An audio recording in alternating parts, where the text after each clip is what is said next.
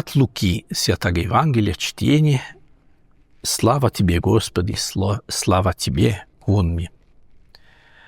Сказал также и некоторым, которые уверены были в себе, что они праведны и уничижали других, следующую притчу. 2 человека вошли в храм помолиться, один фарисей, а другой мытарь.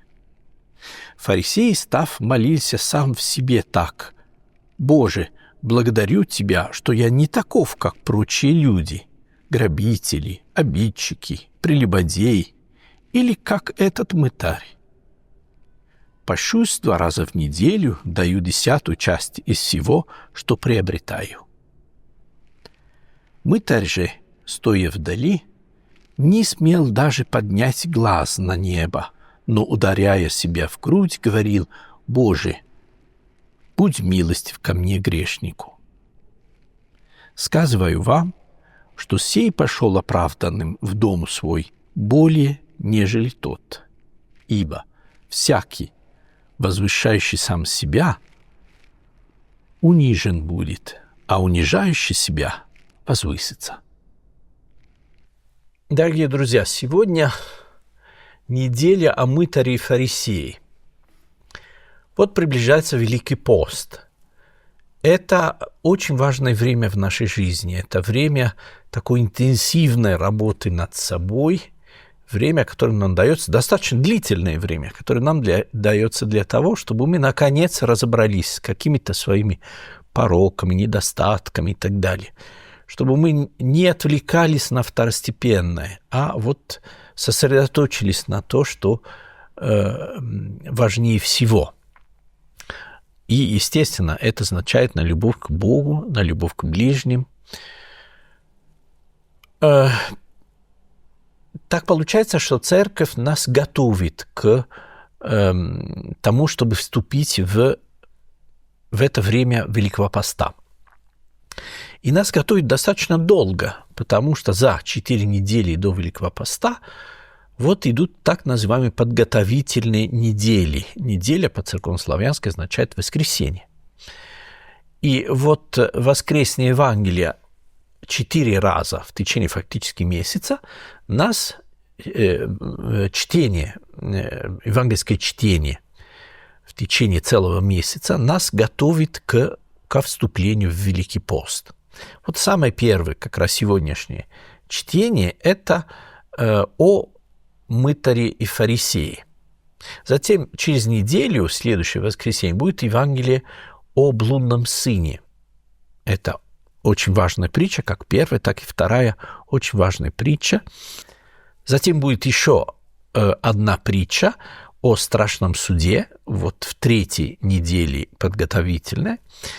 И затем неделя, то есть воскресенье, в котором мы вспоминаем грех Адамов и прощенное воскресенье. После чего со следующего дня начинается и Великий пост. Вот сегодня неделя о мытаре и фарисее. Почему она важна? Ну, во-первых, надо иметь в виду, что вот перед нами 2 совершенно разные, противоположные образца. Мытарь и фарисей. И это не только образцы, а скорее это такой способ понять, что такое духовная жизнь, что такое жизнь с Богом, что такие наши отношения с Богом. Ну вот, как известно, Иисус рассказывает о том, что пришли 2 человека в храм помолиться. Один из них фарисей, то есть человек благочестивый, он стоит впереди и молится так. Он говорит: «Боже, благодарю Тебя, что я не таков, как прочие люди, грабители, обидчик, прелюбодей, или вот как этот мытарь, который стоял за ним. Я пощусь 2 раза в неделю, даю 10-ю часть из всего, что приобретаю», и так далее. А вот мытарь, он стоит вдалеке, прямо у самого входа, потому что надо иметь в виду, что в Ветхом Завете люди молились скорее в притворе храма, чем в самом храме. Но только вот фарисей, он пошел дальше, впереди молится, а мытарь чувствует себя недостойным, поэтому вот издалека стоит. И единственная его молитва такая: он, как написано в Евангелии, не смел даже поднять глаз на небо, но, ударяя себя в грудь, говорил: «Боже, будь милостив ко мне, грешному». Вот эти два способа понять духовную жизнь. Фарисей объективно человек благочестивый. То, что он говорит о том, что вот он соблюдает пост, он дает десятину, и, видимо, соблюдает не только молится, соблюдает пост и так далее, но он действительно старается. Он живет какой-то аскетической жизнью, молитвенной и так далее, как, наверное, многие из нас церковные люди, по крайней мере, стараемся так делать. Вот у этого фарисея, скорее всего, не только старание, но также и получается все это соблюдать. И он настолько это осознает, что он фактически уверен, что у него все в порядке. Он в каком-то смысле, скажем так, сквитался с Богом. Он настолько уверен в своем благочестии, что может уже предъявить Богу счет. Вот я сделал это и это, значит, ты мне должен. А что должен Бог ему? Конечно, спасение, вечную жизнь. И в этом вот этот фарисей глубоко убежден. А вот мытарь, он ровно наоборот осознает, что он грешник, что, наверное, не соблюдает пост. Он не только мытарь, как известно, он собирает налоги, притом в данном случае во время римской оккупации Палестины он собирает эти налоги для оккупантов, он коллаборационист, потом имеет дело с деньгами, поэтому это вещь грязная, его все недолюбливают, и не только потому, что никто не любит платить налоги до сих пор, это очевидно, но еще и потому, что, возможно, он не совсем честен, то есть часть этих налогов, допустим, кладет себе в карман. Потом вполне возможно, что он не соблюдает пост, не молится утром и вечером и так далее.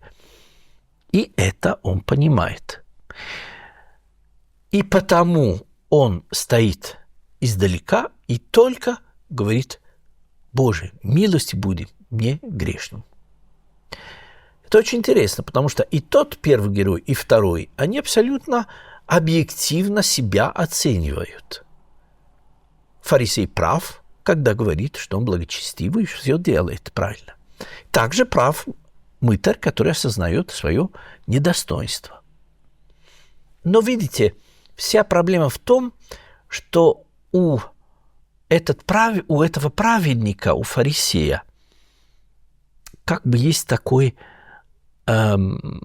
чувство, сознание собственного достоинства, и потому он чувствует, что у него как бы гарантия спасения.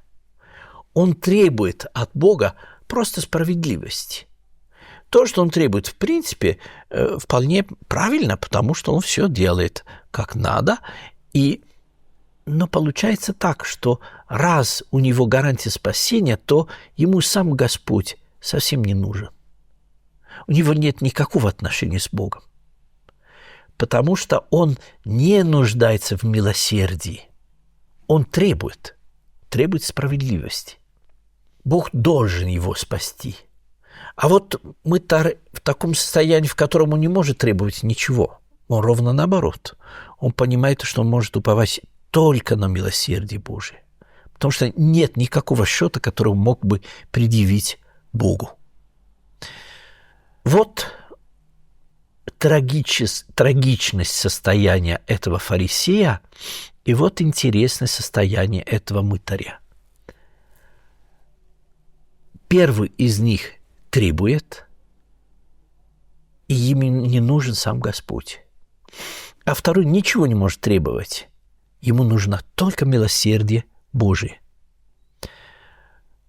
Вот известно, что Иисус в конце этой короткой притчи, этого рассказа, говорит следующие слова. что вот последний, то есть мытарь, был оправдан, но не был оправдан фарисей. Интересно, что фарисей стоял впереди, как я уже сказал, он чувствовал себя совсем близким к Богу, но на самом деле он очень далек от Бога. Никто из нас не может выполнить все только своими усилиями. Если мы понимаем духовную жизнь так, что у нас есть какие-то обязанности, мы их выполняем, и все, и у нас билет к спасению, то мы действительно ошибаемся. Но надо сказать, что вот такая постановка, скажем так, мистической, религиозной жизни с Богом, она есть, в общем-то, везде. Она характерна не только для иудеев того времени, она может быть характерна и для нас. То есть очень многие, скажем так, религиозные люди, неважно, вероисповедание православные, католики, люди вот из даже другой религии, если они считают, что они могут откупиться от Бога, неважно чем, постами, утренним, вечерним правилом, или вот откупиться от Бога тем, что мы православны, что мы церковны, вот в этом как раз беда и трагическое наше состояние. Как известно, Псалом говорит о том, что жертва Богу, дух сокрушен. Сердце сокрушенного и смиренного Бог не уничижит, то есть не отвергнет. Вот в чем смысл поста. То есть понять, что мы не можем предъявить никакого счета Богу, что мы должны вот со смирением стоять перед Ним, что у нас нет гарантии. Ну и тогда получается такая мораль немножко удивительна. Тогда зачем стараться, раз нет никаких у нас гарантий?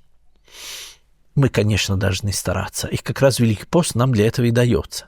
Это время, в котором мы упражняемся, в котором мы стараемся преодолеть какие-то вещи, которые в обычной жизни у нас не получается преодолевать. Но при этом мы должны чувствовать, что Бог нам рядом, но мы иногда далеки от Него. Мы никогда не должны считать, что мы уже достигли цели, что мы сделали все, и теперь имеем какие-то права. Мы должны уповать только на милосердие Божие. И еще другой момент. Фарисей не только превозносился, он еще и осуждал мытаря. Вот, вступая в Великий пост, мы должны об этом не забывать. Мы не имеем права осуждать никого. Абсолютно. Даже тех людей, которые, очевидно, не живут по воле Божьей, которые, очевидно, не соблюдают какие-то вещи, и даже которые, очевидно, живут против заповедей. Не имеем права их осуждать. Конечно, их поведение мы должны осуждать, но не их самих. Давайте все-таки во время вот этого поста постараемся делать из этого поста именно постом неосуждения ближнего. И пускай это будет для нас главный подвиг. В общем-то, живем в такое время, которое очень и очень непросто не осуждать наших близких. Вот и нам дается сейчас во время поста такая замечательная возможность молиться о всех и никого не осуждать. И, конечно, считать, что мы всегда недостойны перед Богом и что мы должны уповать только на Его милосердие, а не предъявлять Ему счет.